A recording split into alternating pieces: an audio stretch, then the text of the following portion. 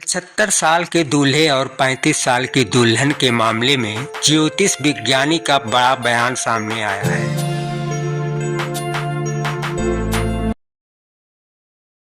कि दूल्हे की सुहाग रात में हुई मौत ने सबको चौंका दिया। सगरू राम संन्यास आश्रम में जा चुके थे।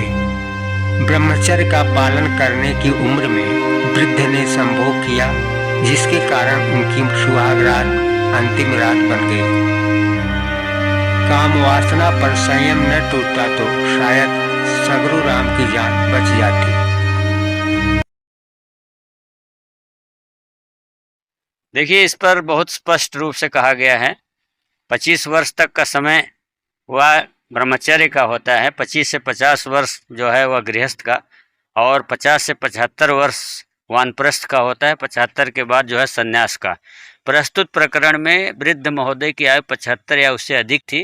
कहने का अर्थ यह है कि वह सन्यास आश्रम में जा चुके थे, लेकिन उन्होंने सनातन धर्म की विज्ञान की अवहेलना करते हुए उन्होंने विवाह किया। विवाह के बाद उन्होंने सुहाग रात मनाने का प्रयास किया, लेकिन उनके हृदय और फेफड़ों ने काम करना बंद कर दिया और जिससे उनकी दुखद मृत्यु हो गई। इसीलिए हमारे शास्त्रों में कहा गया है कि संन्यास आश्रम जो है उसमें आदमी को भोग विलास से पूरी तरह से हट जाना चाहिए।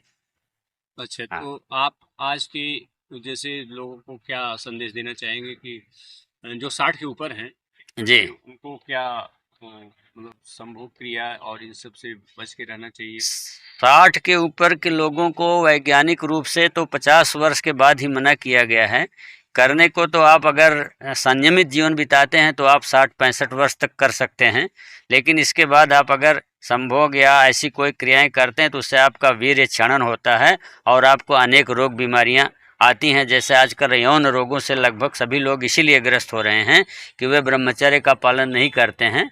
इसलिए मैं सबको यही सलाह दूंगा कि अगर वे संयम से ब्रह्मचर्य से रहते हैं तो अपनी पत्नी के साथ भले ही वे अपनी शक्ति के अनुसार 60-65 साल करें, लेकिन उसके बाद उन्हें पूरी तरह संयमित और सदाचारी जीवन बिताना चाहिए, अन्यथा इसके बहुत ही दुखद और गंभीर परिणाम हो सकते हैं और हो भी रहे हैं। अभी हाँ, हो भी रहे हैं। धन्यवाद।